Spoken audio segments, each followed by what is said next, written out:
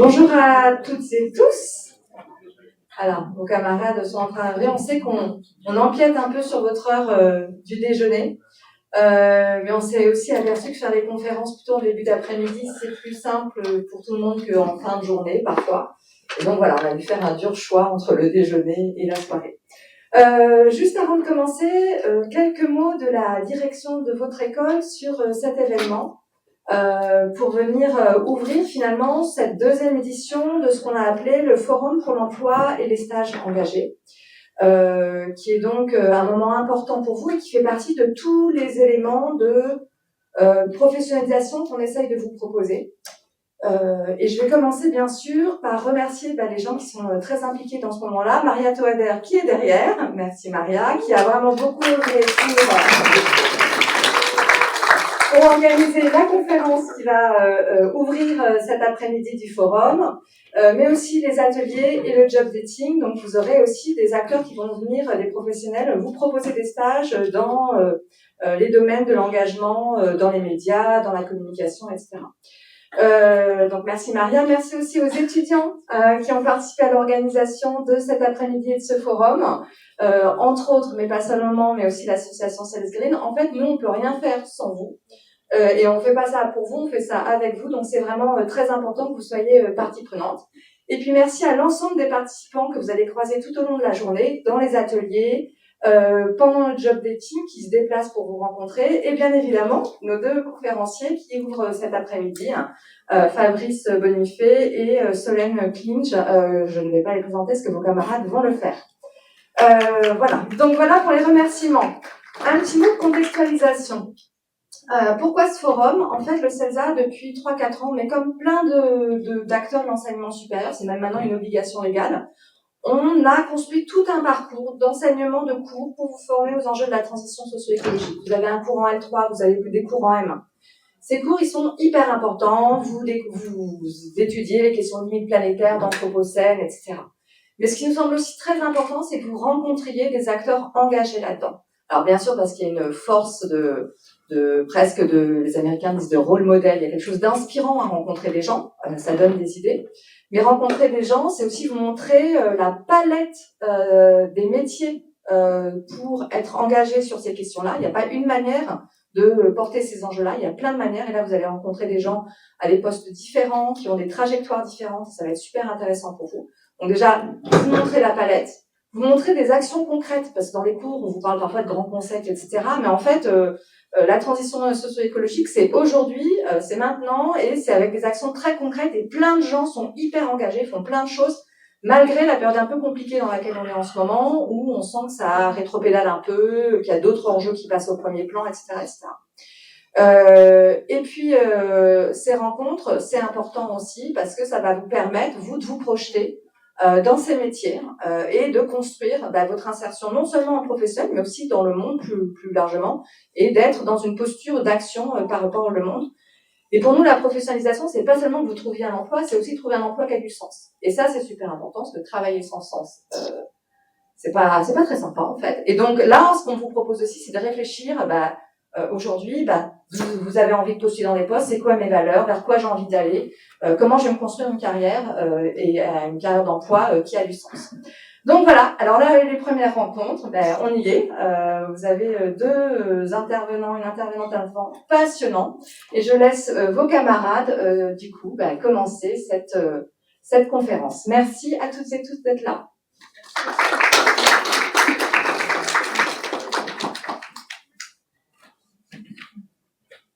Donc bonjour à tous, bienvenue à cette grande conférence centrée donc autour de la question quels métiers et compétences pour s'engager dans la transition socio-écologique de la communication et des médias.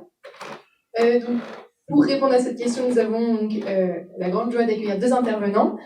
Fabrice Bonifay, président du C3D, le C3D, donc le Collège des directeurs du développement durable, et aussi président de GenAct, une association donc, qui vise à promouvoir la responsabilité sociétale des entreprises vis-à-vis de la transition écologique notamment.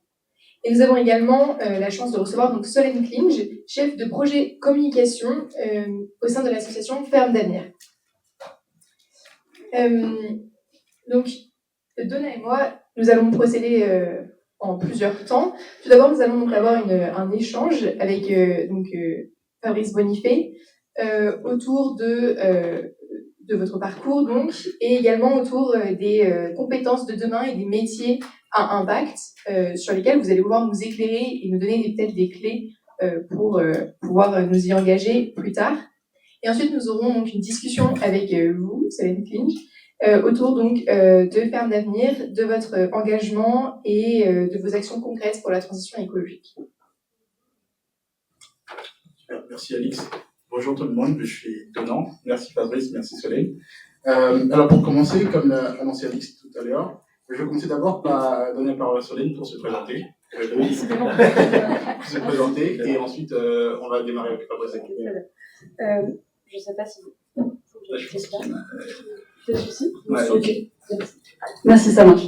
Bonjour à toutes et tous. Je m'appelle Solène Klinch et ça me fait un petit peu bizarre d'être ici parce qu'il y a moins de 3 ans, j'étais à votre place pour faire ma rentrée au CELSA. Donc, comme quoi, il suffit de peu de temps pour passer de l'autre côté du miroir. Donc, voilà, enchantée en tout cas. Je travaille actuellement dans l'association Ferme d'Avenir. Et pour revenir un tout petit peu sur mon parcours d'abord académique, moi j'ai commencé avec une double licence d'histoire et sciences politiques à la Sorbonne. Ensuite, j'ai fait un master d'infocom à l'Institut français de presse, donc c'est une école de journalisme interne à Paris 2. Et ensuite, j'ai fait une deuxième année de master 2 au CELSA, dans le master magistère, que vous connaissez peut-être, qui est du coup plutôt axé sur la gestion de projets et le management des industries culturelles et créatives. Et donc j'ai fait ce master 2 en alternance dans une association, donc pas du tout dans une institution culturelle, une association qui s'appelle Trouve ta voix, VOIX, donc une asso de transmission des clés de la parole en public aux lycéens et aux collégiens en zone prioritaire. Donc pour le moment rien à voir avec l'écologie.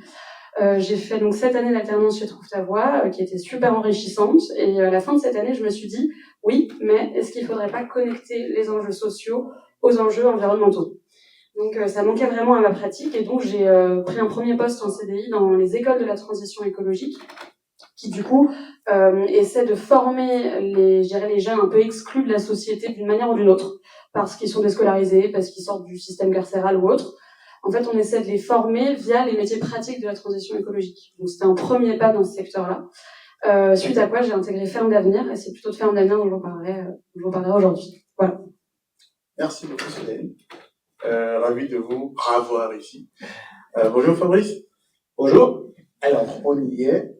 Alors, qu'est-ce qui vous a conduit à vous engager sur les questions de transition écologique? Parce qu'on vous entend beaucoup parler de ça. Vous êtes très présent sur LinkedIn d'ailleurs.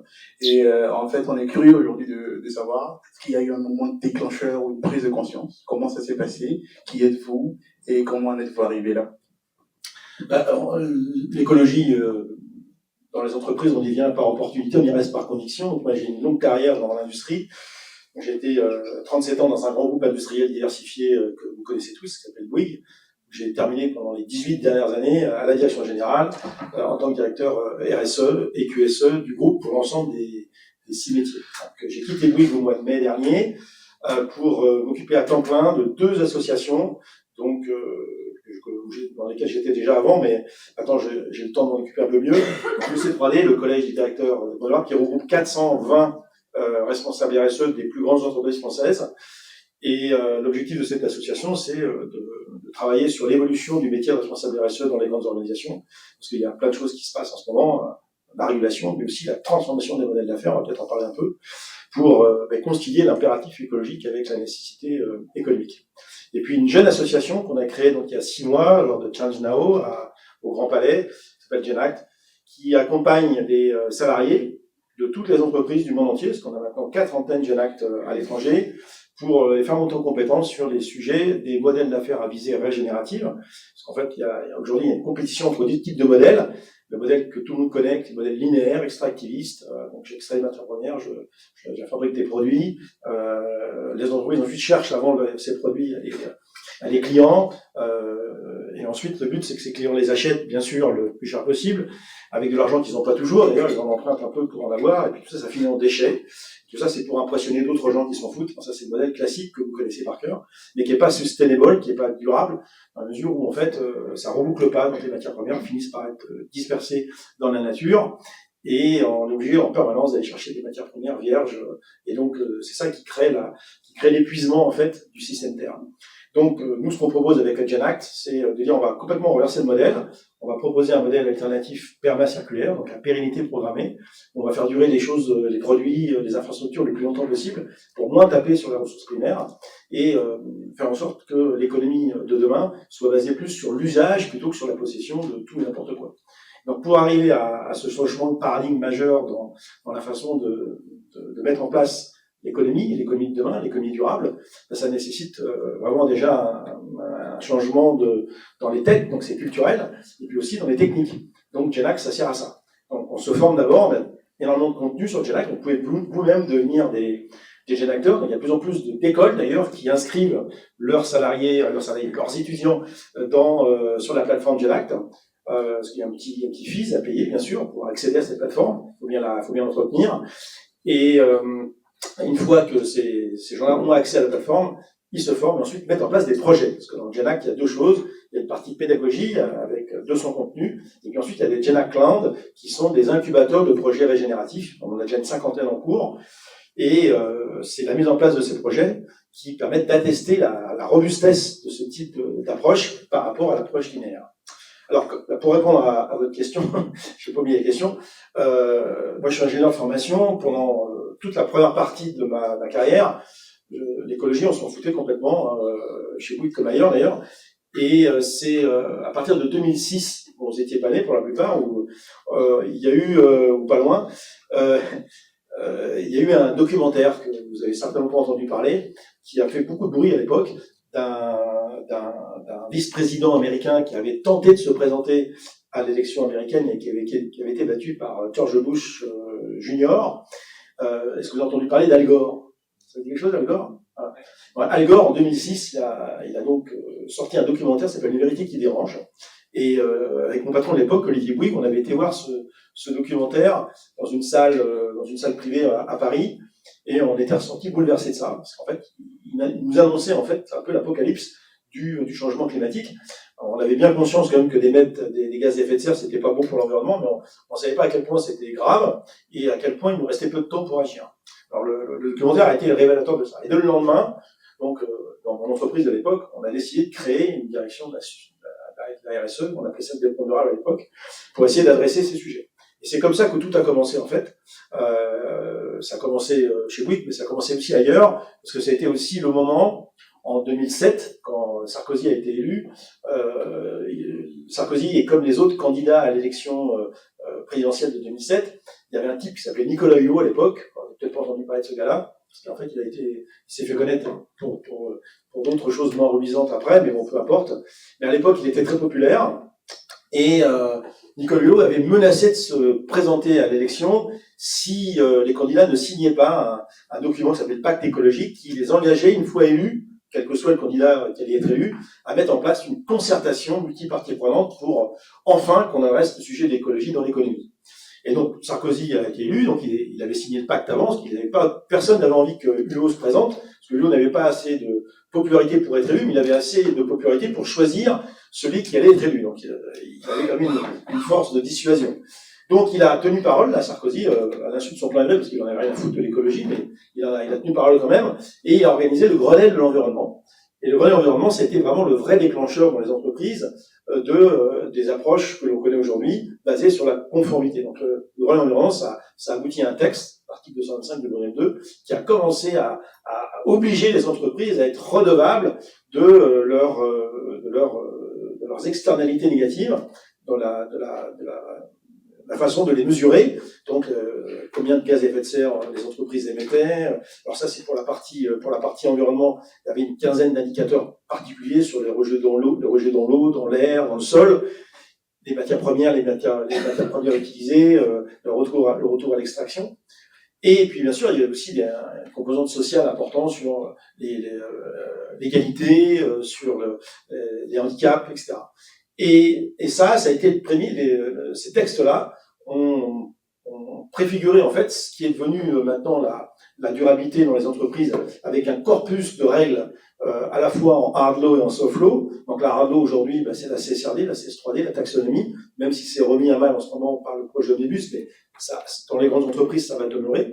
Et puis après, il y a toute une composante soft law qui s'est greffée là-dessus, qui sont des normes non obligatoires, mais que les entreprises utilisent plus ou moins pour se différencier les unes des autres.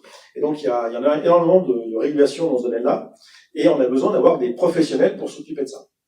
Et donc la prise de conscience, la mienne en tout cas, date maintenant d'une vingtaine d'années, et c'est après pour mettre en place toutes ces règles que on s'est tous formés sur le tas, parce qu'il n'y avait pas de formation académique à la durabilité il y a 20 ans. Alors maintenant, il y en a beaucoup plus, c'est une bonne chose. Mais à l'époque, les sachants, c'était les climatologues, les scientifiques, bien sûr, qui nous enseignaient la science du climat, mais aussi les écologues, aussi les biologistes, et puis quelqu'un qui a fait beaucoup pour la pédagogie de tous ces enjeux climatiques et énergétiques, c'est Jean-Marc Jancovici, que vous connaissez forcément, qui a été le partenaire. Ah, il y a déjà plus de piles.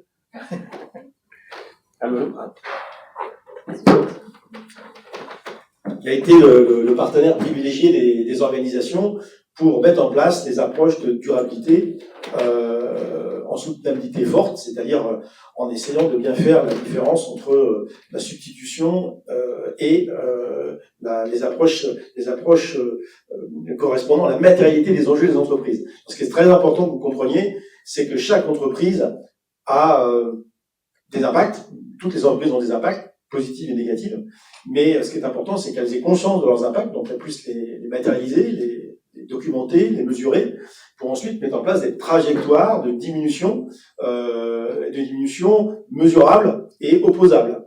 Donc ça, c'est ce que les entreprises essayent de faire, sauf que ça va pas assez vite. Ça va pas assez vite parce qu'il y a plein de biais, des biais qui sont liés notamment aux effets rebonds. Parce que quand vous améliorez quelque chose, forcément, c'est bien, vous consommez moins d'énergie, moins de matières premières, donc vous rendez moins cher le produit que vous allez vendre à vos clients. Donc s'il est moins cher, eh bien il est plus accessible à un plus grand nombre de clients potentiels. Donc ce que vous gagnez en intensité, vous le perdez en volume, et donc finalement, pour la planète, ça change pas grand-chose. Donc cette approche d'optimisation, de performance, pendant très très longtemps, on a cru que c'était ça qu'il fallait faire, nous, dans les organisations, et puis on s'est trompé. On a vu que finalement, les grands indicateurs macro de la durabilité ne permettaient pas d'attester qu'on améliorait le bilan carbone, qu'on améliorait qu'on avait vraiment des actions efficaces pour lutter contre l'effondrement du vivant, notamment donc toute la biodiversité. On s'aperçoit que la catastrophe continuait d'augmenter. Et donc c'est il y a seulement depuis 2018-2019 que on a réfléchi à essayer de promouvoir un autre modèle plus réaliste par rapport à ce qu'on appelle la prise en compte des limites planétaires dans les modèles d'affaires. Donc tout est là maintenant. Je ne sais pas si vous avez entendu parler de ces fameuses limites planétaires. On en a dépassé 7 sur les 9 aujourd'hui. Et maintenant, ces limites planétaires servent de cadre pour mettre en place ces nouveaux modèles économiques. Donc basés sur, d'une part, la décroissance, parce qu'en fait, il faut parler de ça, la décroissance des flux physiques carbonés, qui va s'accompagner forcément aussi d'une décroissance des activités humaines sur le secteur non essentiel, parce que dans les activités humaines, il y a des sujets essentiels puis des sujets non essentiels. De manière, c'est faire décroître dans des activités non essentielles, mais pour rester vivant économiquement, bien sûr, il faut arriver à transformer les modèles qui sont des modèles aujourd'hui de déstockage des matières premières à des modèles de flux d'usage. Donc c'est moins fabriquer, mais utiliser plus.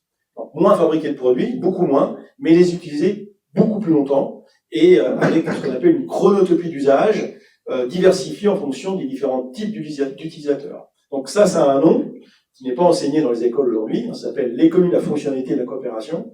C'est demain, donc, on n'achètera plus de produits, on achètera l'usage du produit. Le produit restera la propriété des industriels, qui auront tout intérêt à ce que ça dure longtemps, forcément, parce que eux seront payés en fonction du bon fonctionnement de leur produit sur une durée la plus longue possible. Donc on sera plus sur ce qu'on appelle l'obsolescence programmée aujourd'hui, parce que les industriels n'ont pas intérêt à ce que les produits durent longtemps, vu que leur modèle il est basé sur la fabrication et la vente de leurs produits. Donc si ça dure trop longtemps, mais ils vendent moins, forcément. Alors que demain, au contraire, ils auront intérêt à ce que leur produit dure très longtemps, parce qu'ils n'auront pas besoin de le vendre, leur produit, ils vendront l'usage. Et ça va être très bon pour l'écologie en tant que telle, parce qu'on va réduire donc le recours à l'extraction. Parce qu'il faut avoir en tête que ce qui est polluant, qu'est-ce qui a le plus d'impact, c'est pas l'usage de ce qu'on fait, de tout et n'importe quoi, c'est la fabrication. L'essentiel du bilan écologique carbone d'un produit, c'est au moment de la fabrication. Pourquoi? Parce qu'il faut énormément d'énergie pour aller chercher les matières premières, donc ça c'est l'extraction, pour les transformer, transformer ces matières premières en produits. Il faut savoir que pour un téléphone, tout le monde a un téléphone, c'est à peu près 1 tonne de matières premières pour faire un produit qui pèse 150 grammes. Alors, je ne sais pas si vous voyez un peu le ratio, c'est 1 à 1000. Et donc tout ça, ça consomme énormément d'énergie, ça consomme aussi des matières premières, qui sont des matières premières de transformation, donc de l'eau notamment. Et c'est ça qui crée en fait le stress sur les écosystèmes. Et donc ça, il faut le réduire. Donc cette économie de l'usage, ça nécessite de revoir tous les narratifs. Voilà, donc c'est pour ça que je suis content d'en parler ici avec vous. C'est que pendant très longtemps, le discours des entreprises, rappelez-vous, c'était la performance, la compétitivité, l'augmentation du pouvoir d'achat des gens pour que les gens puissent acheter un maximum de choses et accumuler tout au long de leur vie des produits, et que ce qui allait rendre heureux les gens, c'était cette accumulation permanente des produits dans les armoires, et d'avoir un maximum de choses, de pouvoir faire un maximum de choses avec l'argent qu'on gagnait. Eh bien, on capitalisait sur on avait des maisons de plus en plus grandes, des voitures de plus en plus grandes, toujours plus de paires de chaussures, de vêtements, etc. Mais ça c'est plus possible. Vous êtes la première génération vous avez constaté tout au long de votre vie que on peut pas continuer à ce rythme-là, parce qu'on a atteint ces fameuses limites planétaires. Il nous reste extrêmement peu de temps avant, donc des effondrements potentiels si on continue à ce rythme-là. Et il va falloir qu'on ralentisse et qu'on fasse autrement. Et tout l'enjeu que vous allez avoir entre maintenant et la fin de votre carrière, ça va être de faire basculer ce modèle linéaire vers ce modèle permacirculaire. C'est passionnant parce qu'il faut tout réinventer. Il faut réinventer le marketing, il faut réinventer la communication, il faut réinventer la production, il faut réinventer bien sûr la comptabilité. On va plus compter de la même manière. Il faut réinventer la stratégie, les alliances. Donc il faut tout réapprendre. Et en extrêmement peu de temps, parce que grosso modo, il reste une génération pour atteindre ce qu'on appelle la neutralité carbone planétaire, qui correspond au fait qu'on ne doit pas émettre plus de gaz à effet de serre, il y en a 5, que ce que le système Terre est capable de digérer par lui-même. Donc il y a 2 façons de stocker du CO2 et d'absorber le CO2. Vous savez, c'est la photosynthèse et l'absorption océanique. Aujourd'hui, le bilan carbone mondial, c'est 53 gigatonnes de CO2 par an, pour 96 000 milliards de PIB. Donc, on en émet beaucoup trop par rapport à ce que la planète est capable de digérer par elle-même. La planète est capable de digérer 24 gigatonnes par an. Donc, on en émet 2 fois et demi trop. Et donc, du coup, il va falloir que globalement, on se mette au régime. Et se mettre au régime tout en maintenant un cadre de vie sympathique et en continuant de rendre les gens heureux, et plus heureux qu'aujourd'hui, ça nécessite aussi de revoir les récits. Et donc là, vous êtes des porteurs de récits, parce que vous êtes dans une école de communication. C'est quel est le récit dans un monde qui va se contracter sur ses flux physiques, qui va se contracter sur l'accès aux ressources.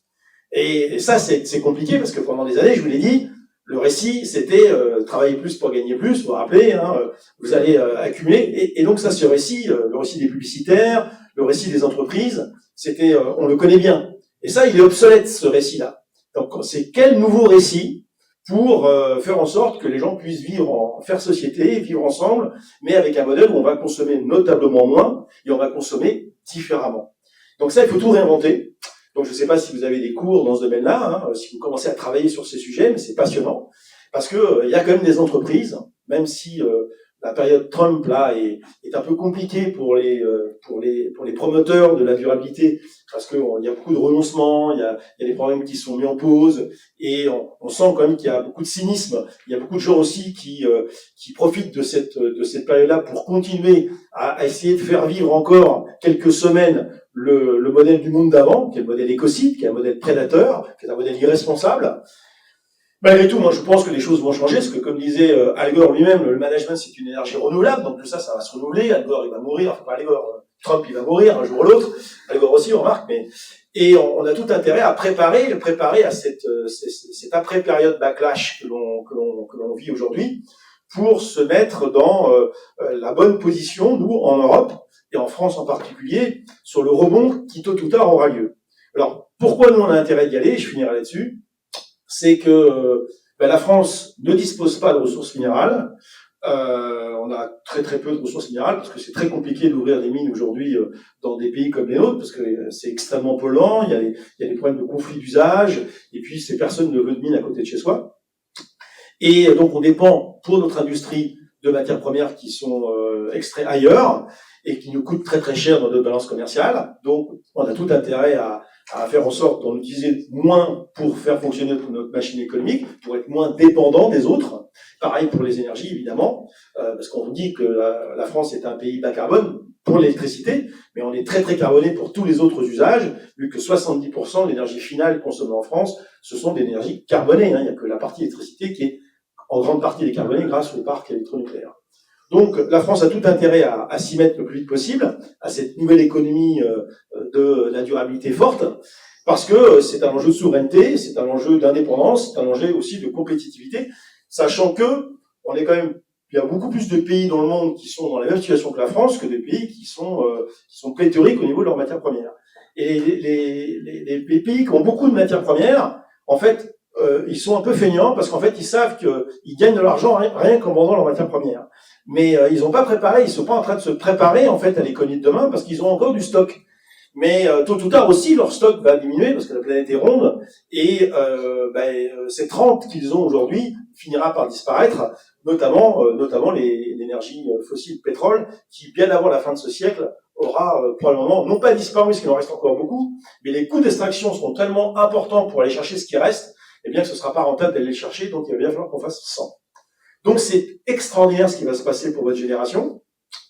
Vous avez un enjeu qui est juste énorme, alors qui vous dépasse peut-être un peu, mais il faut tout changer en très peu de temps. Donc il faut une force d'âme énorme, il faut des méthodes, il faut des outils, bien sûr, pour penser autrement, il faut de l'expérimentation, et il faut du leadership, bien sûr, et donc heureusement, il y a quand même de plus en plus d'entreprises qui ont compris ce qui est en train de se passer, et dans lesquels il est possible de s'épanouir avec des modèles qui sont quand même notablement plus responsables.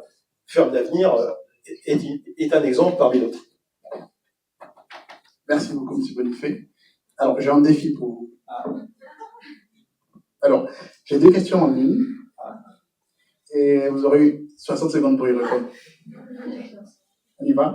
Alors, comme vous l'avez si bien dit, on est une école de communication. Et en vrai, on s'intéresse beaucoup à qu'est-ce que vous pensez de la communication actuelle autour des enjeux, de ces enjeux dont vous venez vous parler? Est-ce qu'elle est bonne, mauvaise, je ne sais pas, insuffisante ou exagérée? Et du coup, qu'est-ce que vous pensez que nous, en tant que jeunes étudiants, comme on doit faire et on devrait faire dans ce sens? La communication, elle est catastrophique aujourd'hui, j'ose vous le dire, parce qu'en fait, on est à l'heure du greenwashing. Vous savez ce que c'est que le greenwashing? On essaie de verdir des choses qui ne devraient plus exister, et les communicants sont des complices passifs ou actifs de modèles obsolètes. Mais parce qu'en fait, ils n'ont pas le pouvoir de faire autrement. Les directions générales ou les directions de la production leur imposent en fait de tenir ce discours-là. Et comme ils n'ont pas forcément tout le temps l'esprit critique pour contester ce qu'on leur demande de dire, ils le disent. Mais ils disent des grosses bêtises. Et c'est dramatique. Mais ils ne peuvent pas tellement dire autre chose parce que de toute façon, la plupart des entreprises aujourd'hui n'ont pas les bonnes trajectoires ou n'ont pas les bons produits ou n'ont pas la bonne stratégie de durabilité. Donc c'est compliqué pour les communicants de dire des choses justes alors que ce qui se passe en entreprise, ça va pas dans le bon sens. Donc vous êtes c'est un métier compliqué. Alors malgré tout, ça va changer ça aussi, et ça dépend dans quelle entreprise vous allez choisir de travailler demain. Car la bonne nouvelle, c'est que au-delà des entreprises du réseau C3D, il y en a bien d'autres, il y a de plus en plus de boîtes qui prennent conscience de l'impasse dans laquelle on est entré, et que le court terme qui l'emporte encore va finir par laisser la place à une plus de lucidité, dès lors qu'on va hélas subir les dérèglements climatiques, parce que c'est pas le réchauffement moyen qui pose problème, mais c'est des dérèglements associés au réchauffement, les canicules, les sécheresses, etc. Ça va finir par peser très fortement sur le moral des gens. Et donc, il faut s'attendre au grand soir. Au grand soir, c'est quoi? D'un changement de modèle assez rapide. Et donc, il faut que vous soyez prêts. Parce que vous aurez un double rôle. Premier rôle, c'est d'accompagner le narratif de ces nouveaux modèles. Et ça, c'est passionnant à mettre en place. Plus humble, plus lucide, et aussi plus réaliste par rapport à ce que les entreprises sont capables de faire et de ne pas faire. et aussi la nouvelle proposition de valeur. Donc aujourd'hui, le compte n'y est pas du tout. Hein. La communication, c'est dramatique. Hein, c'est dramatique. Toutes les enquêtes montrent que les entreprises aujourd'hui, elles sont tellement hontes maintenant les entreprises qu'elles ont même arrêté le greenwashing. Elles font du greenwashing. C'est en fait, elles ne disent plus rien du tout en fait, hein, parce qu'elles se disent de toute façon dès qu'on dit un truc comme ça, on se fait allumer à juste titre. Donc elles préfèrent ne plus rien dire.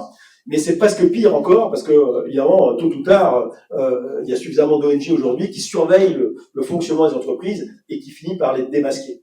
Donc il y a un enjeu réputationnel énorme dans les organisations, parce que les entreprises qui font du mal à la planète, ce sont des entreprises qui se font du mal à elles-mêmes, et donc les salariés ne sont de moins en moins dupes de ce qui se passe à l'intérieur de leur propre organisation. Et c'est pour ça qu'il y a énormément d'éco-anxiété, il y a énormément de peur de l'avenir, parce que les salariés n'ont plus confiance en fait dans leur direction générale, sur leur capacité à changer de modèle. Tout ça parce qu'il y a la pression des actionnaires, notamment des actionnaires américains, qui ne croient pas à tout ça, parce que c'est dogmatique, parce qu'ils pensent que la technologie, le technosolutionnisme va nous permettre de nous sortir des problématiques que nous avons aujourd'hui. Ce qui est complètement fou aujourd'hui. Le principal enjeu de la durabilité, c'est pas un enjeu technique, c'est un enjeu culturel.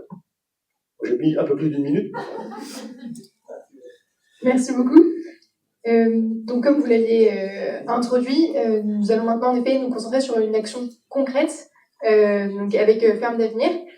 Et pour commencer donc cet échange, est-ce que vous pourriez, Solène, faire un bref retour sur votre parcours personnel et présenter finalement l'association Ferme d'Avenir, sa mission principale et ses actions concrètes pour donc accompagner la transition agroécologique? Du coup, mon parcours, vous le connaissez déjà un tout petit peu. Juste pour revenir sur les raisons pour lesquelles je suis rentrée chez Ferme d'Avenir.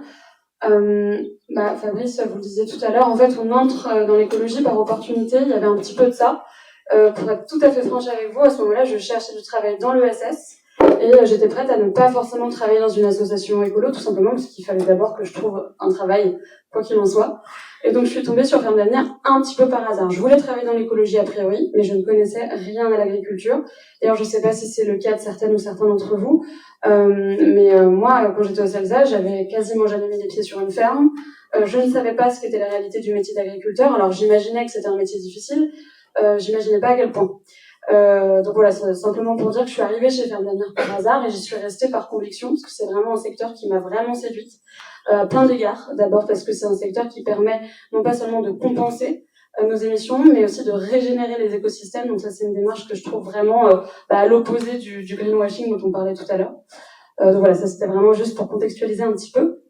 Et donc pour présenter Ferme d'Avenir, c'est une association donc loi 1901 qui a été créée en 2013 et qui appartient au groupe SOS. Je ne sais pas si vous connaissez ce groupe qui est leader en fait de l'ESS en Europe. Et la mission de Ferme d'Avenir, c'est de soutenir les fermes agroécologiques, bien spécifiquement, pour qu'elles se multiplient partout en France. Donc peut-être que vous ne savez pas ce qu'est l'agroécologie et c'est bien normal, c'est un concept assez flou. En fait, ce qu'il faut retenir, c'est qu'il y a aujourd'hui deux écoles. L'école d'abord de l'agriculture biologique, qui défend une agriculture sans pesticides, sans intrants de synthèse. Et puis par ailleurs, on a un autre courant qui est l'agriculture de conservation des sols, l'agriculture dite ABC, qui, elle, va plutôt interdire le labour, le travail du sol. Parce que je ne sais pas si vous le savez, mais quand on travaille les sols, en fait, on réduit largement leur fertilité. Mais du coup, ce courant accepte, pour compenser l'absence de labour, qu'on vienne utiliser des toutes petites doses d'intrants, des toutes petites doses de glyphosate. Et donc ça, globalement, ce sont les deux courants de l'agroécologie. Et nous, chez Ferme d'Avenir, en fait, on estime que ces deux courants ont des intérêts et on essaie de réconcilier ces deux approches. Et donc, pour faire ça, on va essayer de faire porter nos discours non pas sur des pratiques agroécologiques, mais plutôt sur des modèles. Autrement dit, on va chercher avec l'association à identifier des modèles de fermes agroécologiques qui existent partout sur le territoire national. Et donc, ce qu'on appelle une ferme agroécologique chez Ferme d'Avenir, c'est une ferme qui est capable de respecter les limites planétaires dont on parlait tout à l'heure, mais pas que. C'est une ferme qui est capable de répondre à des enjeux environnementaux via des pratiques agroécologiques, mais aussi des enjeux sociaux, rémunérer dignement les agriculteurs, nourrir dignement les Français avec des produits sains, de qualité, bons en goût, et puis des enjeux purement économiques, c'est-à-dire qu'il faut que la ferme soit viable et garantisse des conditions de travail décentes à l'agriculteur. Et donc des fermes qui répondent à tous ces enjeux, il y en a plein sur le territoire, mais effectivement, on les connaît pas et il faut les mettre en lumière et c'est ça mon travail chez Ferme d'Avenir, c'est de mettre en lumière ces fermes agroécologiques. Voilà. Merci beaucoup.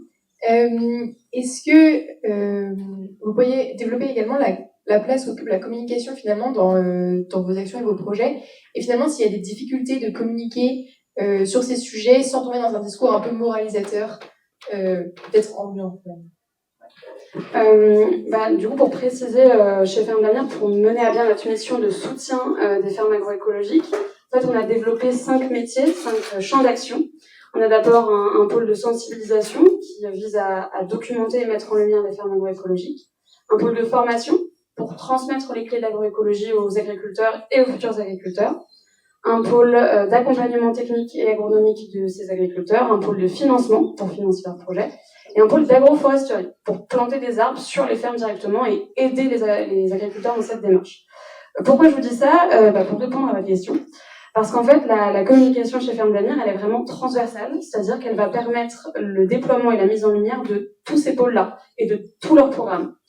Donc ce que ça implique dans mon travail de communicante, c'est vraiment une grande polyvalence. Et c'est finalement de toujours faire de la com dite 360. En fait, quand on travaille dans l'associatif, on touche absolument à tout. Donc on va faire des posts réseaux sociaux, on va faire de la coordination éditoriale, on va faire de la com digitale classique, le site web, les emailing, les newsletters. On va aussi faire des relations presse, du plaidoyer bien souvent, de la communication d'influence, du fundraising. En fait, on fait absolument tout et c'est ça qui fait la richesse de la communication chez Ferme d'Avenir. Elle est vraiment transversale et 360. Et puis ça implique aussi une grande autonomie. Moi, j'ai peut-être un a priori sur les grands groupes parce que j'y ai jamais travaillé, mais j'ai le sentiment que peut-être parfois quand on est dans une grande organisation, on a un périmètre, un champ de mission vraiment défini, là où le mien ne l'est pas. Donc en fait, j'ai pas de journée type et je peux participer à des chantiers vraiment stratégiques auxquels je ne participerais certainement pas si j'étais dans un plus grand groupe. Pour vous donner un exemple, on a refondu la plateforme de marque de l'association récemment, c'est peut-être quelque chose qui vous parle, parce que ça, pour le coup, c'est vraiment un travail sémiologique, qui était vraiment réflexif et hyper intéressant à mener. Et donc, j'ai pu y participer, la refonte du site web aussi. Et puis là, dans quelques semaines, on va mener une campagne de publicité sur France Télé et Radio France. Et donc ça, c'est vraiment des grosses campagnes que moi, je mène pratiquement seule. Et donc, c'est une chance que j'aurais peut-être pas dans des groupes plus grands. Voilà. Très bien. Et aussi, peut-être une dernière question sur les compétences spécifiques que vous pourrez rechercher chez vos collaborateurs ou bénévoles, et notamment donc en communication. Du coup, la polyvalence, l'autonomie, dont je faisais mention à l'instant. La créativité, je dirais, toujours de rigueur quand même, peu importe le secteur. Surtout que là, comme on le disait, il s'agit quand même de réinventer des récits, donc il faut être force de proposition. Être consciencieux, toujours vigilant, grande vigilance vis-à-vis des discours qui circulent dans l'espace public et des discours que vous produisez en tant que communicant. Je pense que ça, c'est vraiment de mise partout d'ailleurs, pas que dans l'associatif. Et puis surtout, je pense qu'il faut être engagé. Alors c'est peut-être un mot un peu valise, l'engagement, qu'est-ce que c'est ? Je pense qu'il faut à minima être convaincu des messages qu'on véhicule, c'est quand même plus simple et puis c'est plus intéressant. Donc voilà, c'est plus facile de convaincre quand on est soi-même convaincu. Donc voilà.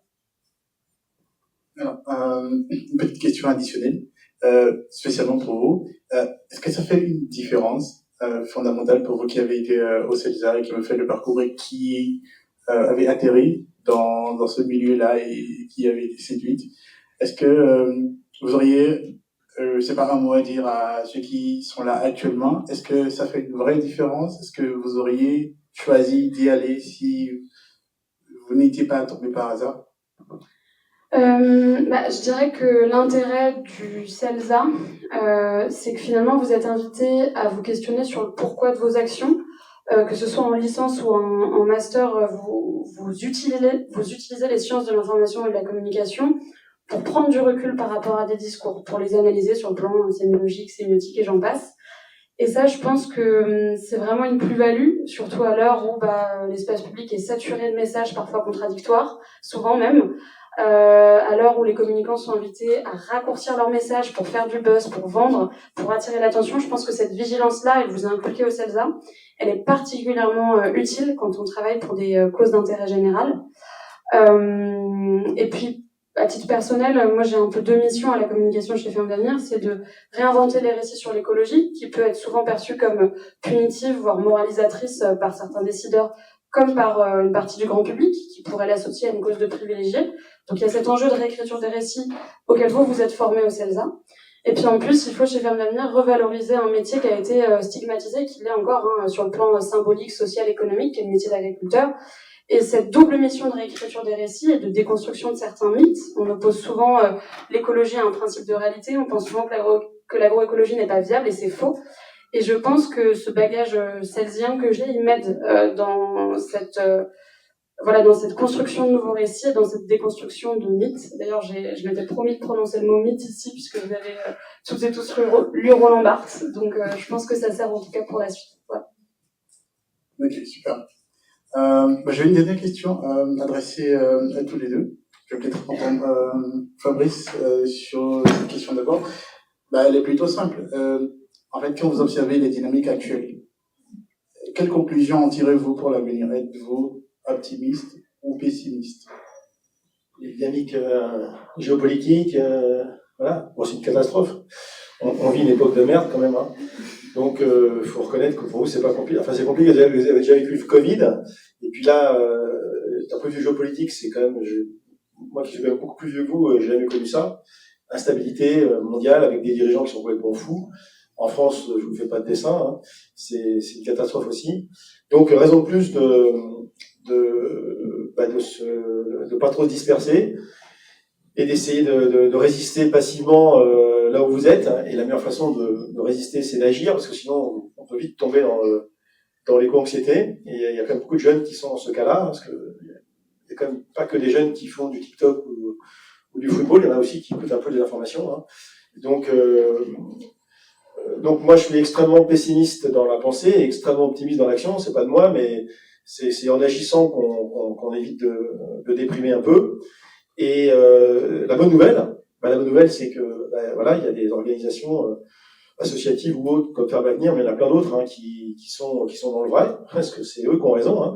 Mais c'est compliqué pour ces gens-là, parce qu'en fait on lutte contre des mastodontes qui ont des moyens énormes, des moyens financiers notamment, parce que c'est eux qui exploitent le vivant, qui exploitent les matières premières qui payent pas, mais qui sont extrêmement riches, parce qu'en fait, ils sont pas redevables retenez une chose de l'exposé, c'est partout où il y a un profit, en face de profit, il y a forcément une dette environnementale, une dette sociale. Donc, quand vous achetez un t-shirt à 2 €, 3 €, ne criez pas, ne soyez pas content de ça. C'est une catastrophe d'acheter ces trucs-là à ce prix-là, parce que derrière ça, il y a soit de l'exploitation humaine, ou de l'exploitation environnementale, et c'est intolérable parce que ça nous tue finalement. Hein, il y a un juste coût pour tout, hein. Et dans certains cas, d'ailleurs, la durabilité peut ne pas coûter plus cher, mais il faut vraiment prendre en compte le coût global, y compris le coût pour la société.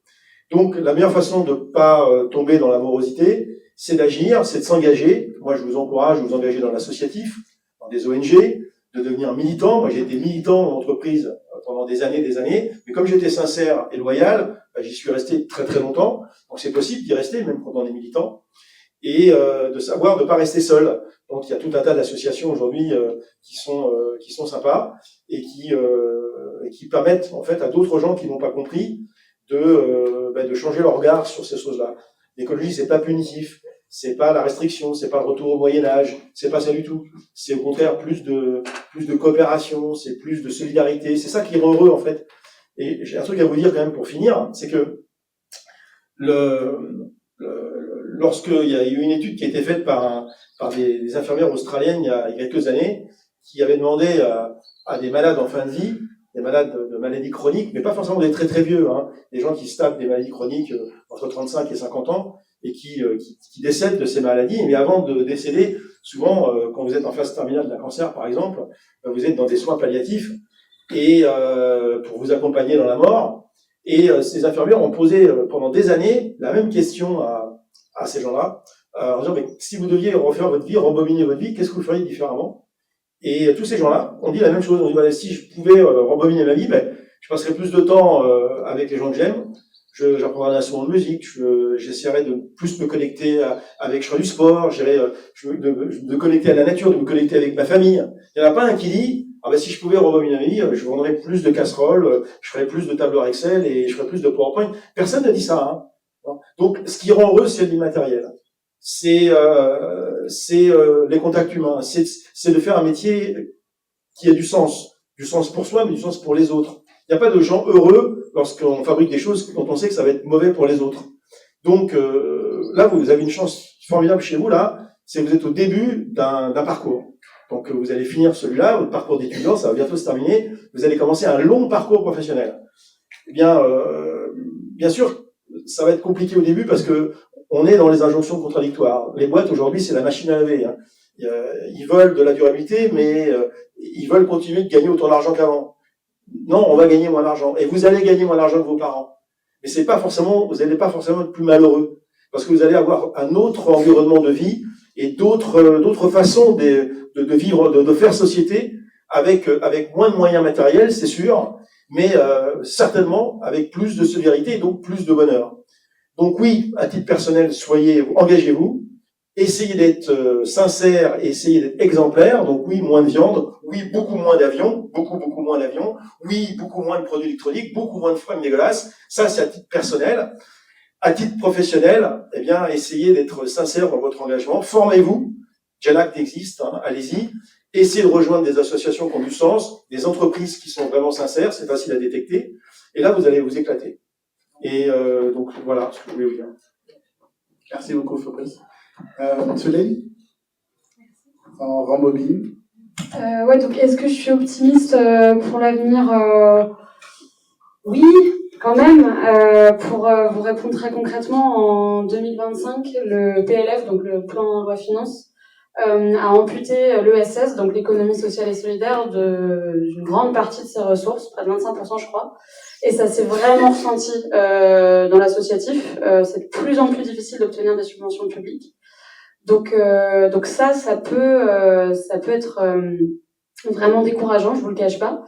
Maintenant, il y a quand même plein d'initiatives qui foisonnent un petit peu partout dans l'ESS et ailleurs et qui donnent quand même beaucoup d'espoir. Je pense qu'effectivement, c'est par l'action qu'on répond à ce doute-là, à ce scepticisme, à cette fatalité-là. Il y a quand même le mécénat privé qui subsiste. D'ailleurs, on avait obtenu un appel à projet de la Fondation Bouygues en 2024 pour planter des arbres. Donc, comme quoi, il y a quand même des ponts qui peuvent se créer entre le privé et l'associatif. Quand on est contre des mastodontes, allons prendre l'argent des mastodontes pour faire quelque chose de vertueux. Je pense que c'est aussi la logique qui peut fonctionner, même si elle a ses limites. Hein, c'est un postulat comme un autre. Donc je pense qu'il y a des solutions encore à mettre en œuvre. Donc je reste optimiste, même si le contexte est difficile. Merci beaucoup. Peut-être un dernier conseil, une sorte de note de fin finalement à donner aux étudiants qui vous écoutent face donc à ces enjeux et à ces métiers de demain. Alors les conseils, c'est difficile de donner des conseils, hein, surtout quand on s'est planté toute sa carrière, hein, parce qu'en fait on n'a pas réussi. Donc moi ce que j'aurais envie de vous dire, c'est dans la vie, c'est pas ce que l'on sait qui compte, c'est ce que l'on fait que ce que l'on sait. Donc maintenant vous êtes plus ou moins au courant de ce qui se passe, vous êtes au courant de la gravité, c'est extrêmement grave, parce que c'est rien de moins que les conditions d'habitabilité de la planète qui sont en jeu.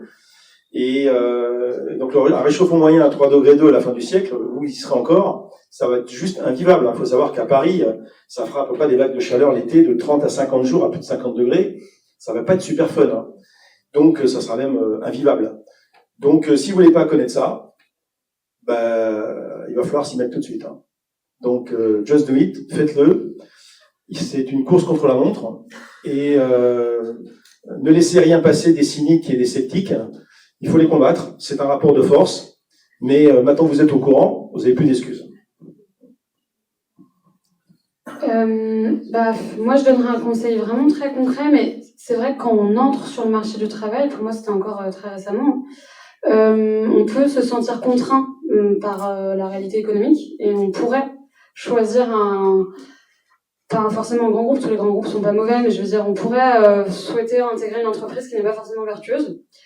Je pense que c'est le piège facile à éviter en début de carrière, surtout quand on sort du CELSA et qu'on a des outils pour trouver ailleurs. Donc en fait, je vous dirais de ne pas céder à la tentation, pour le dire vraiment franchement, du salaire. Vous allez peut-être moins gagner dans certains secteurs, mais par contre, votre métier sera porteur de sens. Je veux pas opposer absolument le salaire au sens. Vous pouvez trouver des bons compromis. Mais voilà, n'ayez pas ce réflexe de vous dire moi, je veux tout de suite faire de l'argent. C'est terrible ce que je vous dis comme conseil. Mais je pense que déjà, en partant de ce postulat-là, de ce que je mets en priorité dans ma matrice de choix, c'est le sens. ben, ça vous évitera de peut-être aller dans des groupes vis-à-vis desquels vous partagez pas forcément les valeurs.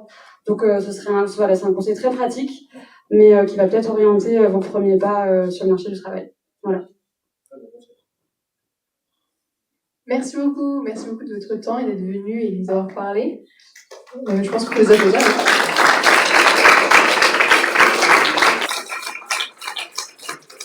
Il nous reste un petit peu de temps pour des questions.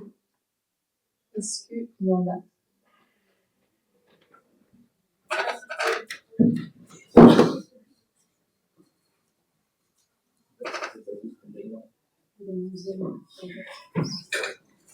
Alors, bonjour à toutes et tous, et notamment à nos deux intervenants. Moi, j'aurais une question plutôt spécifique à Monsieur Bonifay sur GenAct. Il y a une partie du coup sur l'incubation et différents projets qui peuvent être donc financés. Quels sont les projets vertueux de demain que vous financez? Est-ce que vous avez des exemples types en quels vous croyez et qui peuvent nous rendre optimistes aussi? Oui, il y en a des dizaines. Hein. Franchement, là, on peut y passer beaucoup de temps. Donc, GenAct, c'est que 6 mois seulement. On a déjà 2400 personnes. Hein. Il y a GenAct Canada qui vient d'ouvrir. On va ouvrir GenAct en Angleterre bientôt, GenAct Maroc, GenAct Côte d'Ivoire. Donc, c'est dingue. Il n'y a jamais une association en France qui a progressé aussi vite que GenAct. Donc, on va plus vite que les shifters, pour dire à quel point ça va vite. Et donc, je vais donner un projet que GenAct soutient. Alors, pas forcément financièrement, nous on soutient d'un point de vue méthodologie. Hein. Les financements, il faut aller les chercher là où ils sont. Hein. Donc, il y a des organismes qui font du financement de projets entrepreneuriaux. C'est pas ça GenAct. GenAct, nous, on est une plateforme pour faire monter en compétence les gens et faire démarrer les projets. Et ensuite, il faut aller chercher l'argent là où il est. Donc, je vais vous donner un exemple d'entreprise qui s'appelle Mobion. Vous connaissez Mobion? Non. Mobion, ils font des scooters à pérennité programmée circulaire. C'est juste génial, cette aventure Mobion. Si vous tapez Mobion sur Internet, vous allez voir ça tout de suite. Donc, ils font des scooters qui ne louent pas, qui ne vendent pas, mais qui louent. Voilà. Et donc, ce qui est génial dans ces scooters, c'est que d'abord, ils les louent moins cher que des scooters classiques chinois qui sont pas du tout bien conçus. Alors, pourquoi ils les louent moins cher? C'est parce que ils ont une astuce extraordinaire où 80% de la masse du scooter, lorsqu'il a fini une première vie, cette masse elle est récupérée, les pièces sont remanufacturées et réimplantées dans un autre scooter. Donc ils ne perdent pas la matière première. Donc ils ne sont pas obligés de racheter en permanence de la matière première. Et ça c'est génial, parce que ça permet de faire baisser le bilan carbone de 90%. C'est complètement fou. Hein. Et comme les scooters sont plus robustes, ils sont plus agréables à utiliser, donc l'expérience utilisateur, celui qui utilise c'est mieux pour lui, parce qu'il a un truc qui est plus solide, qui marche bien, qui tombe jamais en panne, donc ça renforce en fait la fidélité en fait des clients. C'est moins cher, c'est plus robuste, ça fait moins de mal à la planète, et en plus c'est ultra rentable, parce que comme on n'est pas obligé d'acheter les matières premières, forcément ils font plus de marge. Alors qu'est-ce qu'ils font de cette marge? Bien sûr, ils en profitent pour restaurer les puits de carbone, pour restaurer des zones de biodiversité, pour faire en sorte que leur bilan net environnemental soit positif. Des exemples comme ça, on en a des dizaines. Hein, il y en a plein dans GenAct. Alors, GenAct n'a pas fait émerger tout seul tous ces projets. Hein. On en a fait émerger quelques-uns. Nous, on n'a que 6 mois d'existence. Il y en a beaucoup qui existaient avant, qu'on a récupéré pour leur donner un coup de boost. Mais on n'a que des projets comme ça. Et donc, le régénératif, c'était avant l'apanage de la partie agricole. C'est eux qui ont inventé ça il y a déjà une 50aine d'années. Je pense que Solène, tu sais ça mieux que moi. Par contre, le régénératif dans l'industrie, on est au tout début. On est vraiment au tout début. Et donc c'est pour ça nous, GenAct, avec le Shift Project, on veut, donc Jean-Marc Jancovici, on veut pousser ces modèles d'affaires à visée régénérative. Et donc on intervient beaucoup dans les écoles pour faire comprendre ça aux étudiants et aux profs surtout les profs qui n'ont pas tout compris, hein, qui sont toujours sur le modèle du monde d'avant. Dans l'école de commerce, c'est une catastrophe. Hein. L'école de commerce, c'est l'économie de la mort. On apprend la mort aux étudiants. Ouais, c'est ça qui est fou. Hein. Alors qu'on devrait leur expliquer l'économie de la vie. Donc, ce que les écoles ne font pas, nous, GenAct, avec le Shift Project, on essaie de le faire. Et on essaie de dire aux étudiants, désapprenez tout ce que vous avez pris à l'école en économie classique, allez sur GenAct, suivez le MOOC du C3D, par exemple, le MOOC du C3D, qui est sur la plateforme GenAct, a été suivi, tenez-vous bien, par 380 000 personnes. 380 000 personnes. C'est gratuit, hein. C'est complètement fou. C'est le MOOC le plus populaire de France. Et c'est formidable. Là, je vous donne un autre truc qu'il faut absolument que vous regardiez. qui va vous passionner. Sur Ushuaïa TV, samedi prochain, alors je ne sais pas si vous avez Ushuaïa TV, il y a un spectacle qui s'appelle Play for Life. Alors, ça sera aussi disponible sur TF1+, sur la plateforme TF1+, là où vous allez pour la Starac, c'est la même. Il y a un spectacle qui s'appelle Play for Life qui sera sur la plateforme TF1+, à partir du 17 novembre. Donc, Play for Life, vous tapez, il y a plein d'affiches dans le métro actuellement de Play for Life. Et ben, regardez ce spectacle, ça dure 2 heures. Ça dure 2 heures, c'est des artistes et des lanceurs d'alerte qui ne parlent que du vivant. On joue pour la vie, hein, Play for Life, ça célèbre la vie. Et donc ces lanceurs d'alerte, il y en a 5, plus une quinzaine d'artistes qui se succèdent pour faire comprendre aux gens que si c'est pas maintenant, alors quand? C'est la chanson Play for Life. Et qui explique pourquoi c'est grave et combien de temps il nous reste pour agir. Vous allez regarder ce spectacle, ça dure 2 heures, regardez-le avec vos parents, avec vos grands-parents, avec qui vous voulez. Vous allez pleurer. Vous allez pleurer beaucoup, vous allez voir, parce que c'est à haute intensité émotionnelle. Mais après, quand vous sortirez de ce spectacle, vous direz, mais c'est quand même, il faut que je m'engage là-dedans, quoi. C'est vraiment trop bien. Et après, vous faites comme Solène, vous allez dans ce genre d'organisation. Voilà.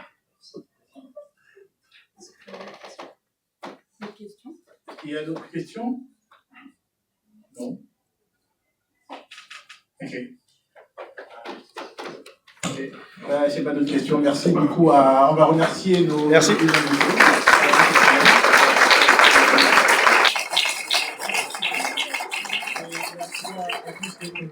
Je rappelle que la journée continue avec les job meetings qui se déroulent dans les salles.